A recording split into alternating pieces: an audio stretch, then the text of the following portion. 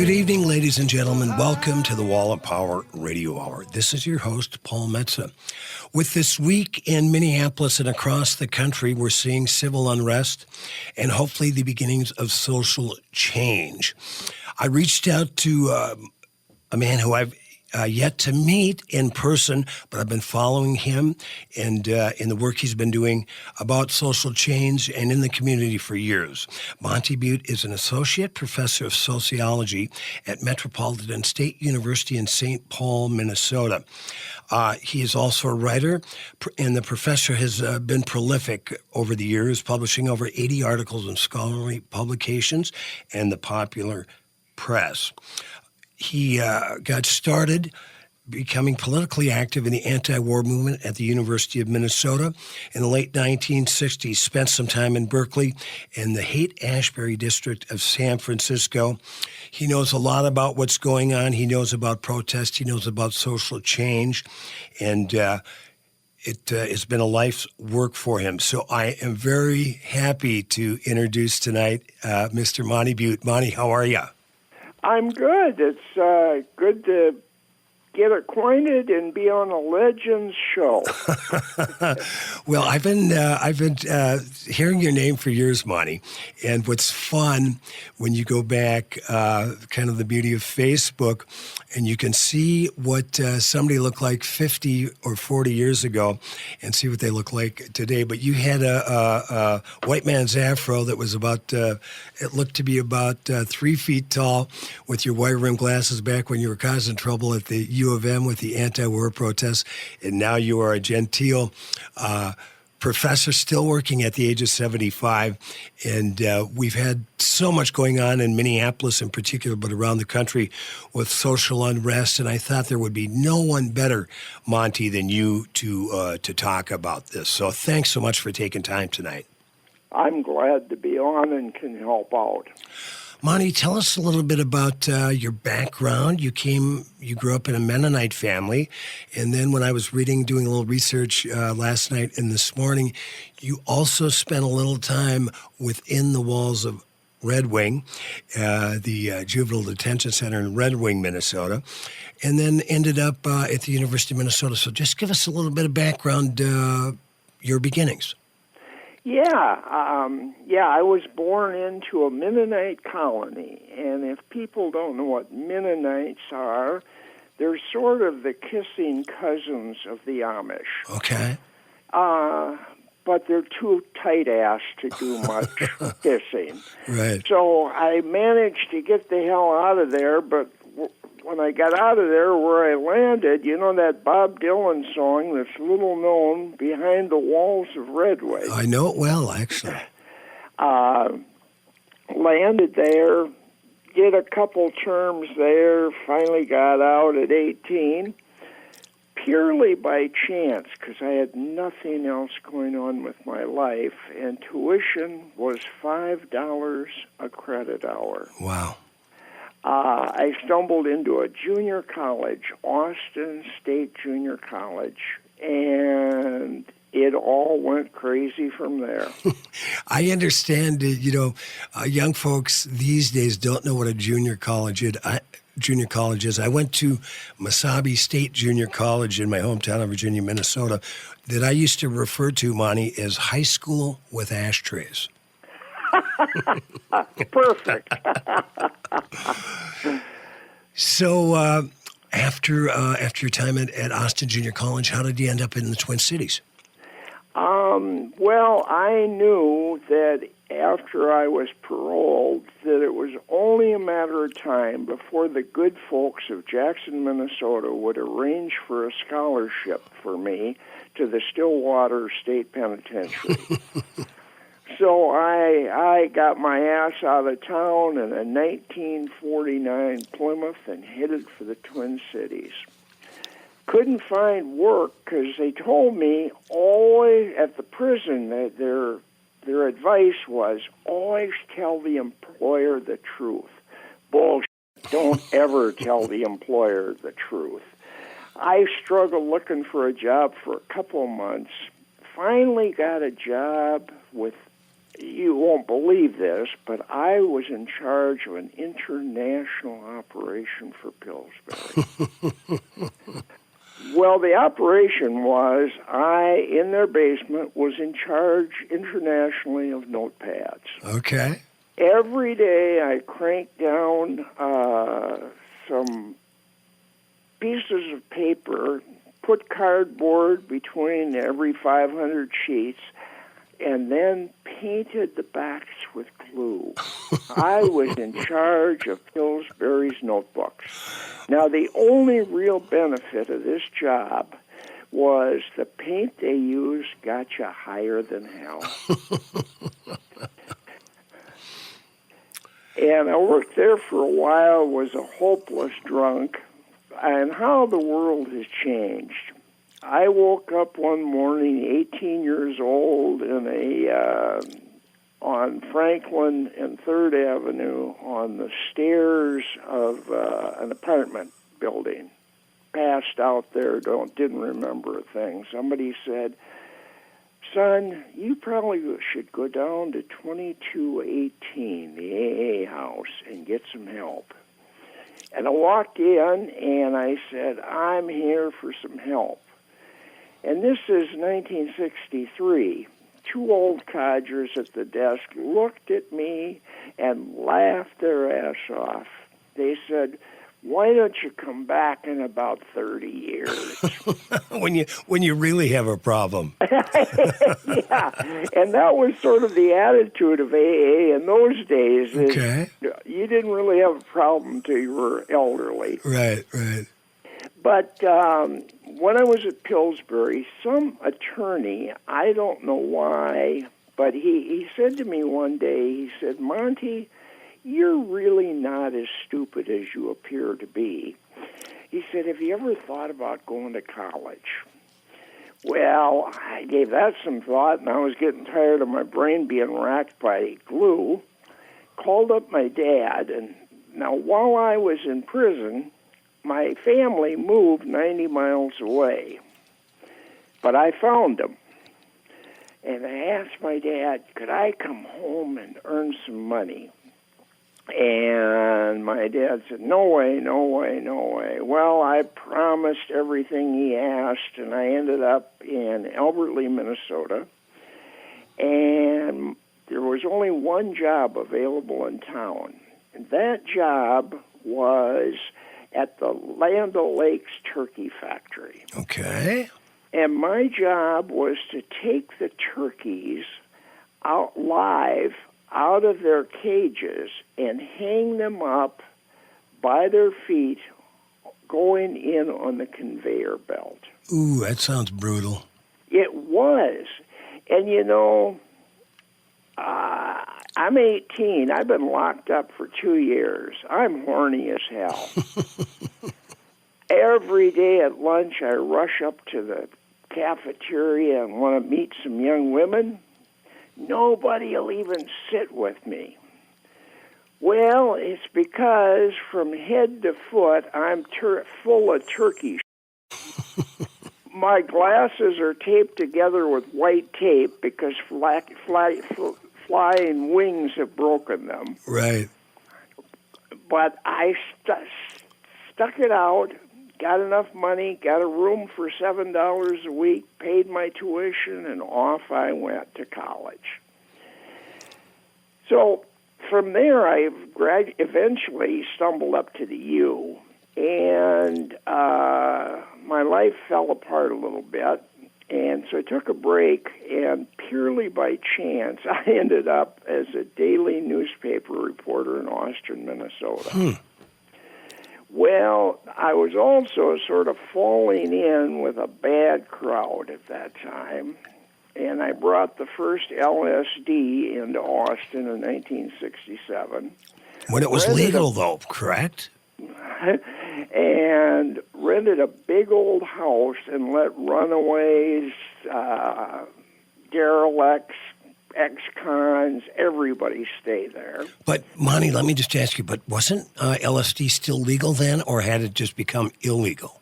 No, it was illegal. Okay. In 67. So while I'm a reporter in the newspaper, I got a bug about Vietnam.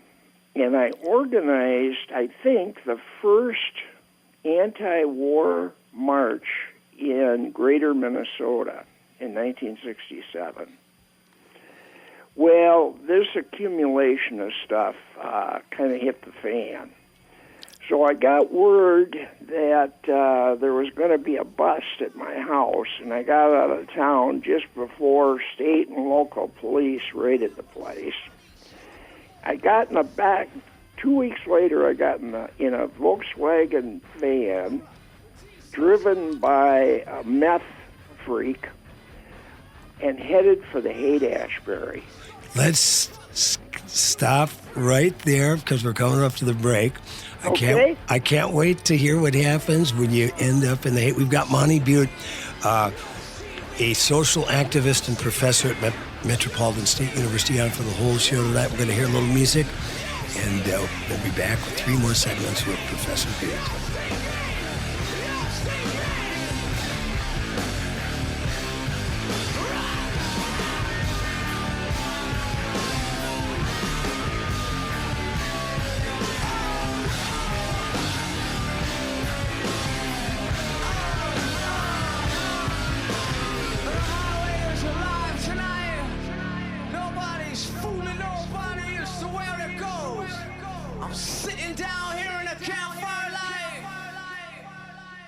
The ghost of Tom Jones.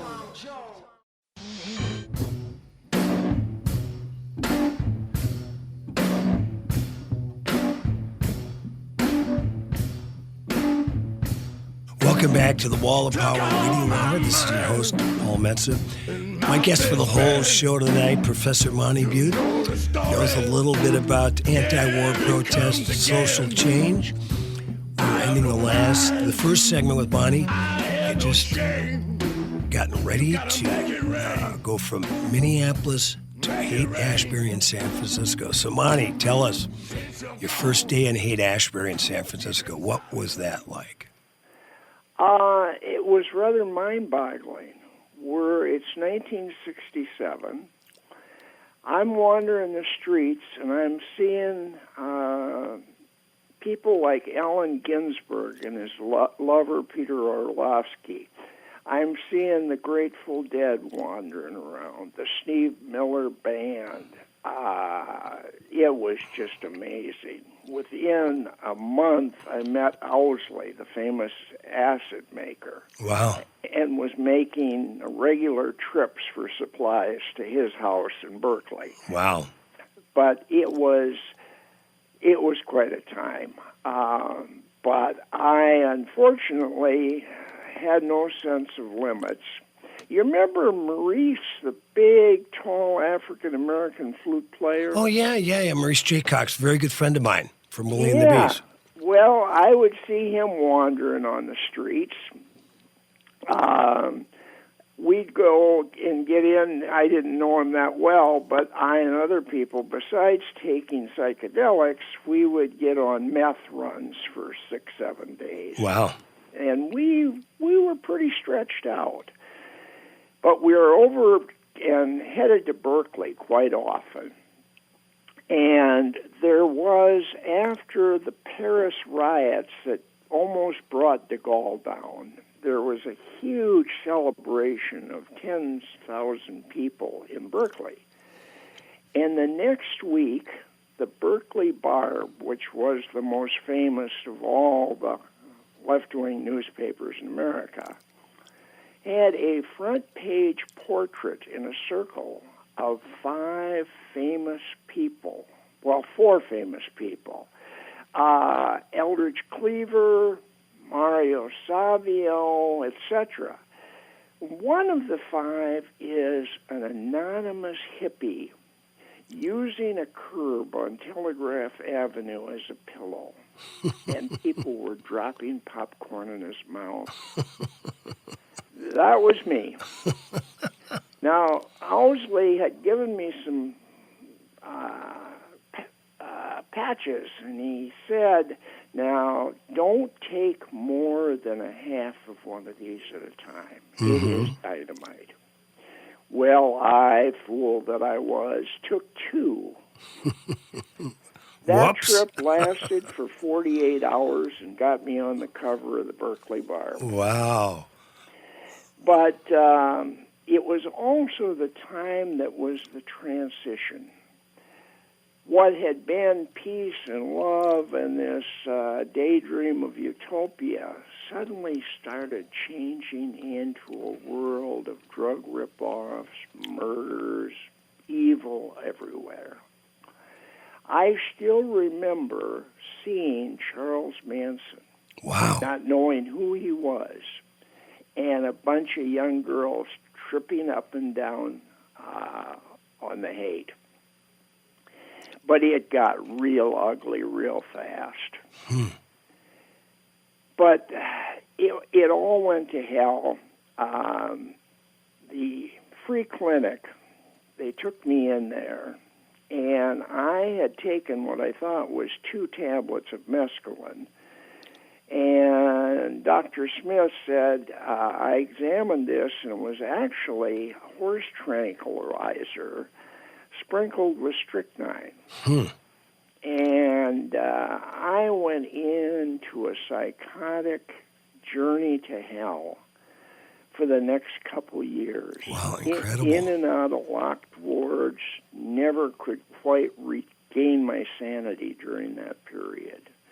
So that was the end of the Haight Ashbury days. But you probably want to get to a few more contemporary stories. Yeah, well, so you spent, so how many years were you in Berkeley and Haight Ashbury, Monte Bute? 67 and 68. Okay, so how did you hike back to the University of Minnesota just in time? Well, how bad off I was is San Francisco was tired of crazy, wild people on their street. They bought me a bus ticket, completely psychotic, put me on a bus back to Minneapolis. I can tell you the driver thought this was the worst trip he ever had because I was on a trip. And I landed back here, slowly recovered, but they locked me away at one point at the University of Minnesota psychiatric ward, and I set the ward on fire. They got alarmed enough that at that point they had squad cars, and they hauled me out to the lock ward at Anoka State Hospital. I bounced through these places, finally got out, sort of regained my balance. And when I was at Anoka, one of the great stories is there was a British psychiatrist, and I was starting to bug him when that I wanted to get out. And he looked at me and he said, Bute, look at yourself. You look like some sort of a Zulu. I'd as soon look like you as running around with my penis hanging out. Now, my wits were scrambled but not gone, and I replied to him, Doctor, that might be good therapy for you.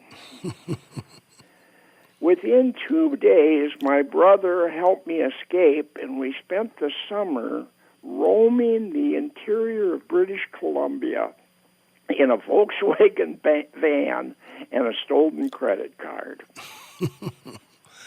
You know, a lot of people that just might have tuned in while they're changing stations and heard some of these nefarious stories about my guest, Monte Bute, might not realize that for the last couple of decades, 36 years, in fact, he's an associate professor of sociology at Metropolitan State University in St. Paul. And Monte, you know, like I tell my my nephews and my nieces, I said, when you're walking through a supermarket and you see that little old guy in his slippers and he's shopping, pushing his cart, and he's got a little cap on with a little ponytail in the back, don't prejudge him because there's a good chance 40 years ago, he was naked, tripping on acid, grooving to the Grateful Dead at Woodstock. We've got Monte Bute on for the whole show tonight. We got two more segments. We're going to get into his anti-war activism at the University of Minnesota, and then we're going to get his very enlightened views on what's going on in America now in response to the brutal murder of Minneapolis resident George Floyd. With their fingers on their triggers, knee deep in gore. Days and nights they battled the band to their knees. They killed to earn their living and to help out the Congolese. Roland the Thompson gunner, Roland the Thompson gunner. His comrades fought beside him, Van Owen and the rest. But of all the Thompson gunners, Roland was the best. So the CIA decided they wanted Roland dead. That son of a bitch Van Owen blew off Roland's head. Roland the headless Thompson gunner, Norway's bravest sons of the score.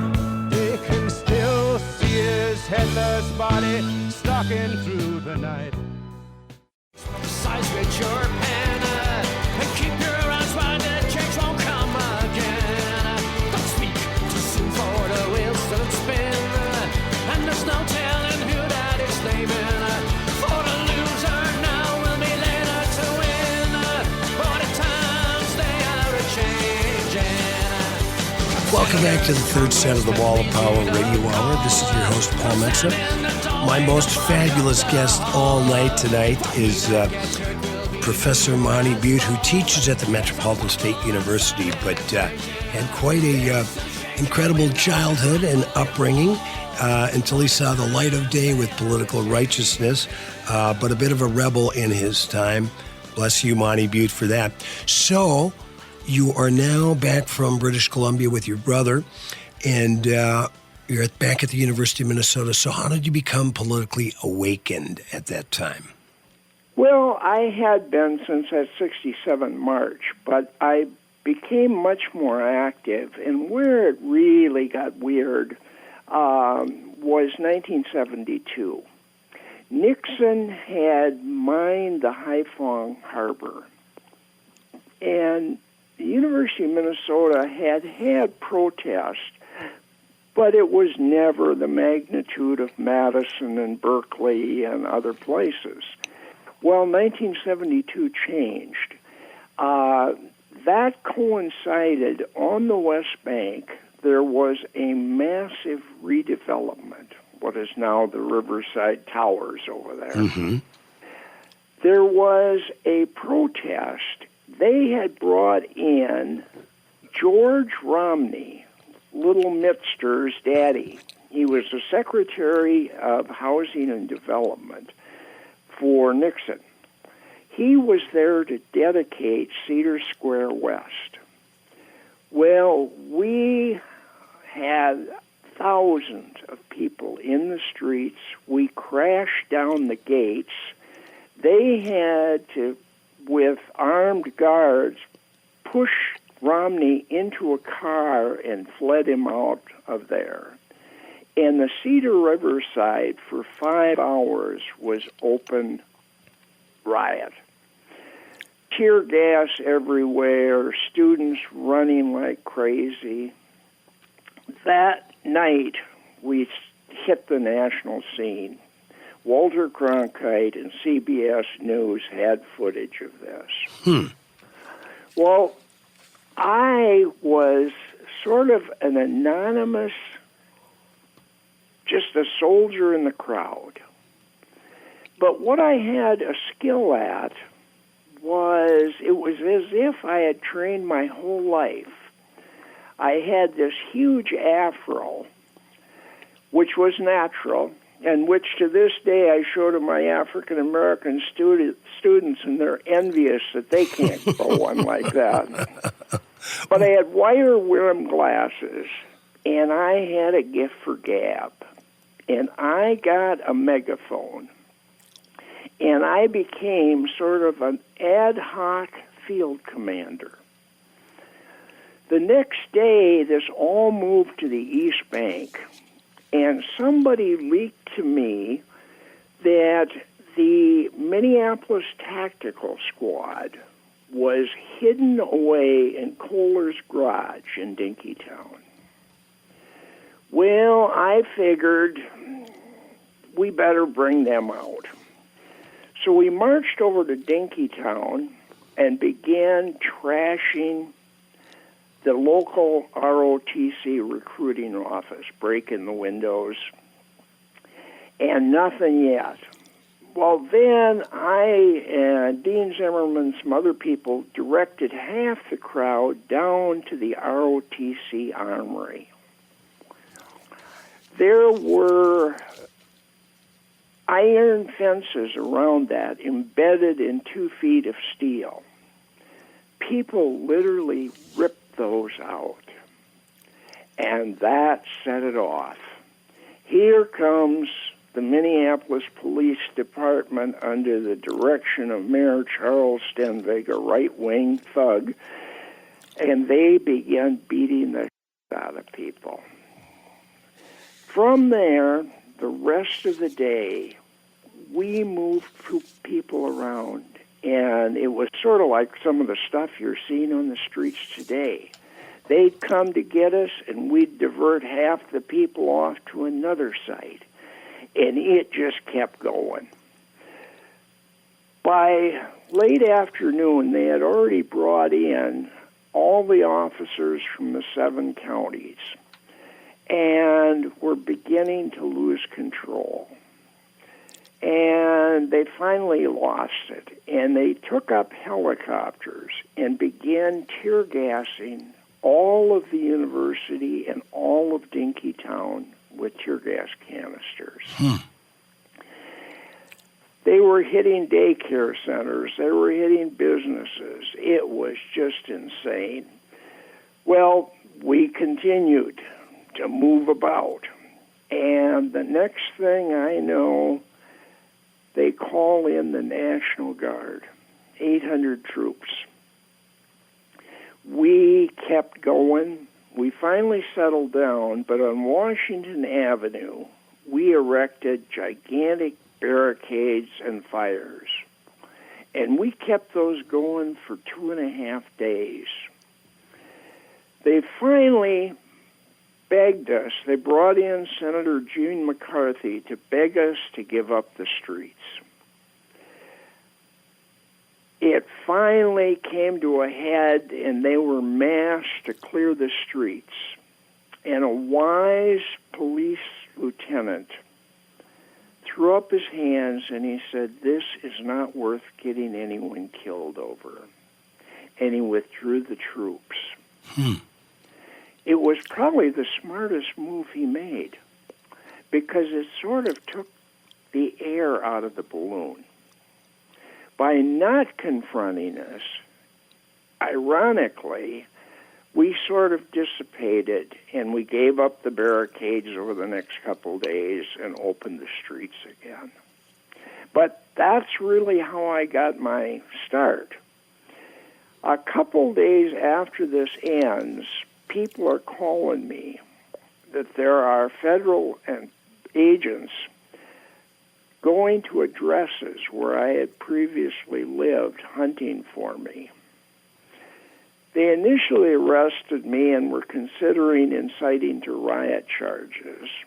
They lowered those, and an anti-war judge heard my case and gave me a symbolic 1 day in jail and let it go. So that's how I got my start. And from there, it was most people, the 60s ended in 1973, really. And most people went on with their lives.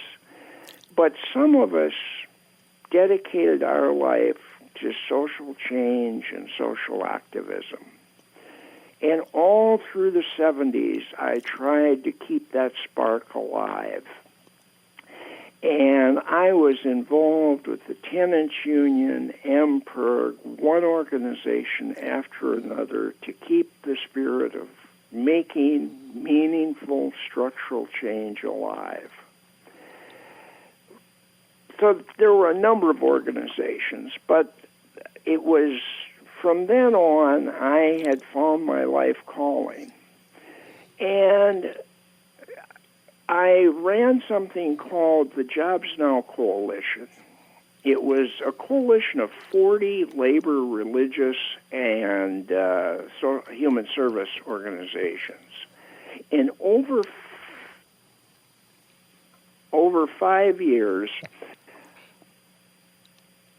we gained $165 million for a jobs program in 5 years. Fantastic. So 1987, I said, our time is over. That Great Recession was over. It's time to move on. People didn't want to. So I walked off. And the Tribune wrote a profile of me, big picture, and about 2 weeks later, it dawned on me.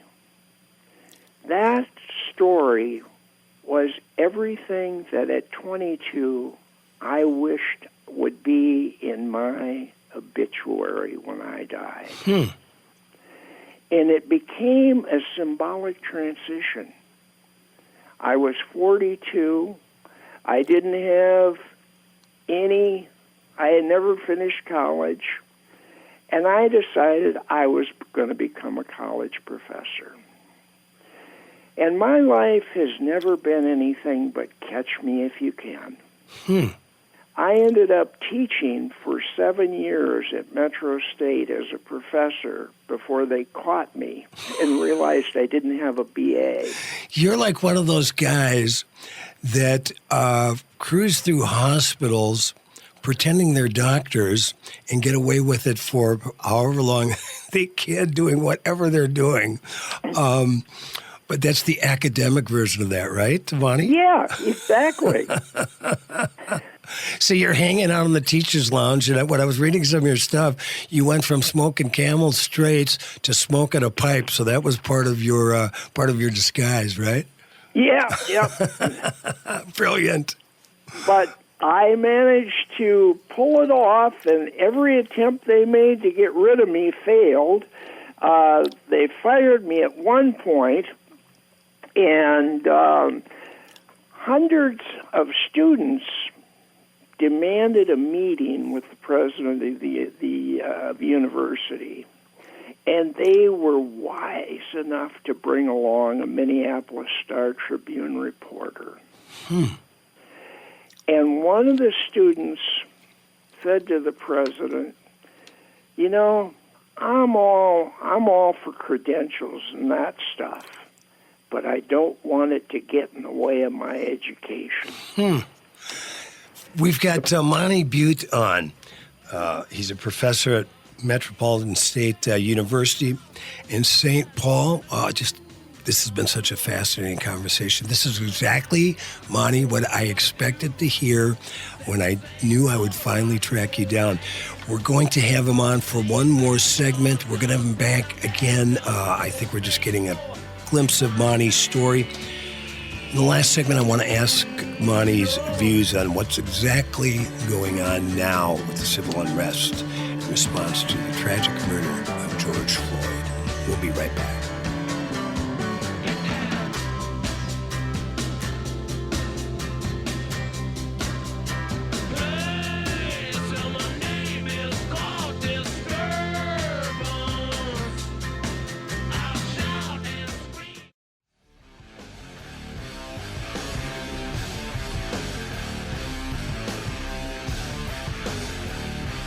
Welcome back to the last set on the Wall of Power Radio Hour. This is your host, Paul Metz. My guest, My most fascinating guest for the whole show tonight is Mr. Monte Bute, who has quite a backstory and has been teaching at Metropolitan State University for the last 36 years. Now, Monte, I gotta have you on again because you're 75 years old. We just got a small glimpse of your history and your story. But let's start out with you've also been struggling with cancer for many years. Yeah, I was diagnosed at 65 with a very rare form of cancer, and only 500 or 600 cases have ever appeared, and the median length of survival from diagnosis was 14 months. That's 10 and a half years ago. So nothing slows me down. I just charged ahead. Well, you had, when I was reading, glancing through the articles you sent me for a little background, but you said your motto is the William Faulkner motto when he received a Nobel Prize, that when Faulkner said, "I would not only endure, but I would prevail." And that seems to be a strong part of your ethos. It is. I'm still going. And in my own way, I'm pretty crippled up and stuff, but I'm doing what I can to stay on top. I have a Facebook page that has 1,700 people on it, and at least 500 of them are former students going back 45 years. It's incredible. And what a joy that is now to be introduced to their grandkids of some of them. But what's going on in the last 7 or 8 or 9 days is I lived through the 60s. I was in the Fillmore District rioting the night in San Francisco on the night Martin Luther King was killed. Since Trump has been in office, there's been a lot of loose talk about dictatorships and authoritarianism, and there's little glimmers. In the last 3 or 4 days, I realized we are watching exactly how Hitler took over in 1933.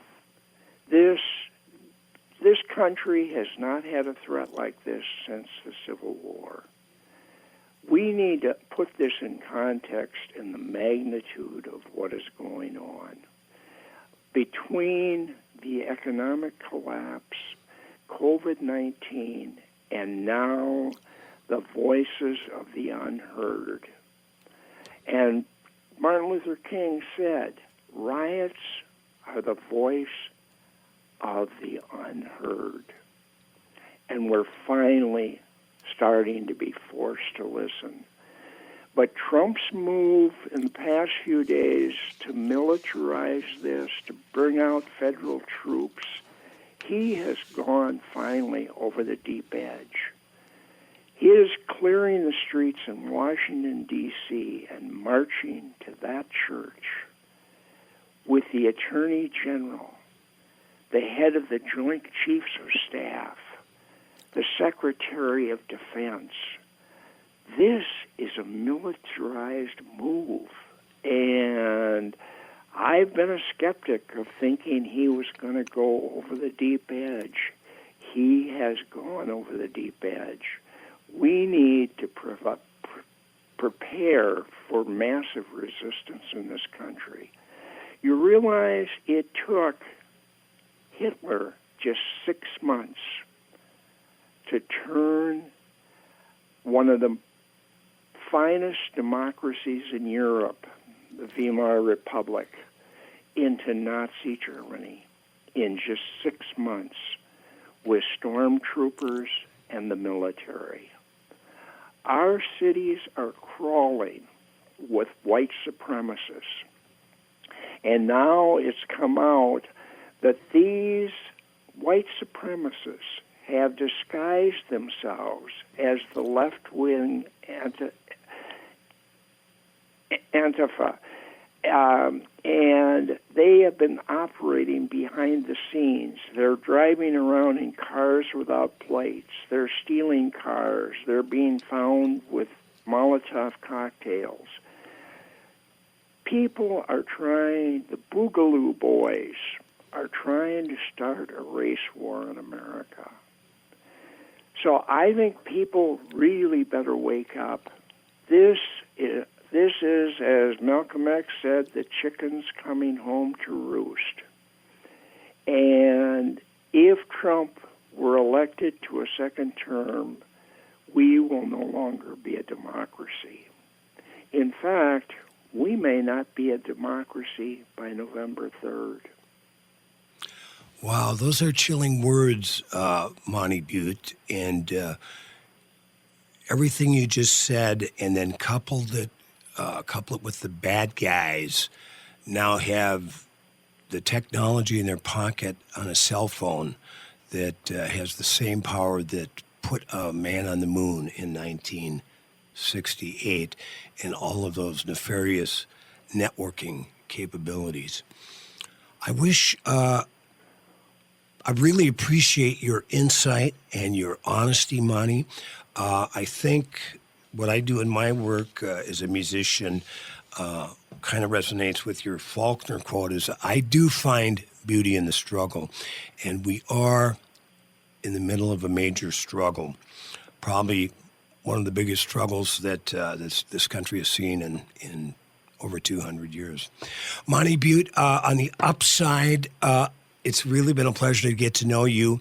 I look forward to meeting you in person, and let's have you on the show every now and then to chime in with your wealth of experience and your point of view. Well, I appreciate that you found me in the graveyard with one foot going down. It's always nice to be remembered. All right, Monte. It's been a great joy. I loved it. Yeah, me too, Monte. Well, you take care, and I will stay in touch. Okay. Bye-bye. Thank you. Thanks for listening to the Wall of Power Radio Hour. The show is produced by Paul Metsa, engineered by Pat Lilia, and recorded in the basement of AM 950 Studios in Eden Prairie, which is neither Eden nor a prairie. If you would like to support the work that I'm doing on my radio show, my TV show, and also my music, because there's no gigs right now, I do have a Venmo account. It's just Venmo at Paul-Metsa. More info on all of that and what I'm up to at paulmetsa.com. I want to tell everybody out there in Radio Land, stay strong and positive. We're going through some dark times, but we're going to get through it. And like my dad used to tell me, remember to be kind and make someone happy.